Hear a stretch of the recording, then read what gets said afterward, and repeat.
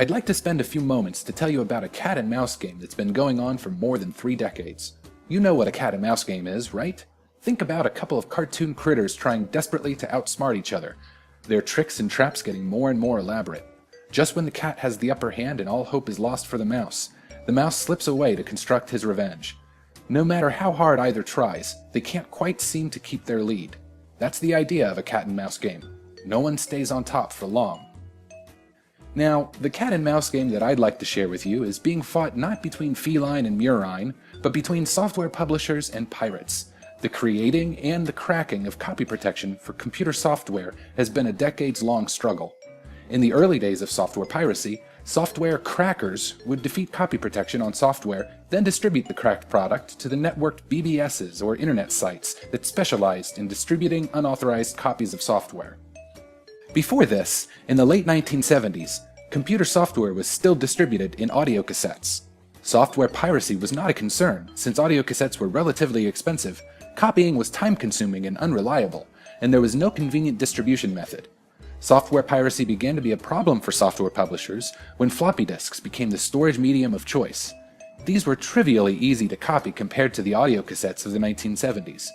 Some of the first software copy protection schemes were for the early computers, such as the Apple II and Commodore 64, which used software writing programs which rearranged how data was laid out on a floppy disk, and made it difficult for standard copying programs to copy the information. By 1980, the first copier that reproduced disks with this copy protection, called Locksmith, was introduced. The creator of this software figured out how the data was rearranged in the early copy protection schemes, and created software to compensate for that. Copy protection engineers quickly figured out what Locksmith was doing, and began to use techniques to defeat it. Locksmith countered by introducing the ability to reproduce track alignment. For some time, Locksmith continued to defeat virtually all of the copy protection systems in existence. Henry Roberts, a graduate student, wrote a thesis on software copy protection, which devised a way of replacing current copy protection schemes with random appearing patterns of bytes. Apple's development team created a copy protection system which made use of this technique. Roberts then wrote a competitive program to Locksmith, which devised several methods for defeating that, and ultimately, a method was devised for reading Apple's implementation of the new protection scheme. The back-and-forth struggle between copy protection engineers and copiers continued until the Apple II became obsolete and was replaced by IBM PC and its clones. The cat and mouse game was played in a lower-tech way as well. For software publishers, a less expensive method of copy protection was to write software that required evidence that the user actually purchased the software, often by asking a question that only the software manual could answer, such as, "What is the 4th word of the 6th line of page 37? Software pirates defeated this scheme with photocopiers. To fight this, necessary information was printed on dark paper, or was visible only through a red transparent layer, making the paper very difficult to photocopy. There was even a copy protection system in a computer game which used a plastic prism to descramble a code displayed on the screen during gameplay. Modern software is protected in a number of new and innovative ways. It's become common for software to require activation by entering some proof of legal purchase, such as name and serial number, phone activation codes, or unique device IDs.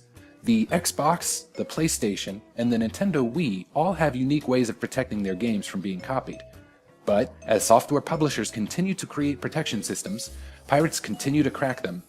Windows XP had a system which relied on a unique serial number, but it is the most pirated operating system to date. Each of the modern gaming systems have had their copy protection cracked as well. This cat and mouse game, which has been played for more than 30 years, is not slowing down. Take a look at some software sales statistics from BSA, the Software Alliance. This map shows the total software sales, in millions of dollars, for the year 2012. And now, here's the same map showing the value of pirated software that was downloaded in 2012. When we look at the ratio of legal to pirated software throughout the world, we can see just how far the fight between piracy and copy protection has spread. Now, is this really a case of good guys versus bad guys? Clearly, with this much pirating going on, there has to be some justification for doing what, on the surface, seems like a bad thing. It turns out, this is a rather complicated ethical dilemma. You see, when talking about ethics, things aren't as cut and dry as one might think. A person who pirates software might not consider what they're doing is wrong. They might, for example, justify their actions through an act utilitarian perspective. Act utilitarianism says that an action is ethical if it increases the total amount of happiness in the world. A pirate might argue that their happiness is increased by obtaining software for free, and that the software creator's happiness isn't going down by a whole lot. Or, the software producer, on the other hand, might look at it with rule utilitarianism in mind. Rule utilitarianism states that if a rule or a law is broken, the act is unethical.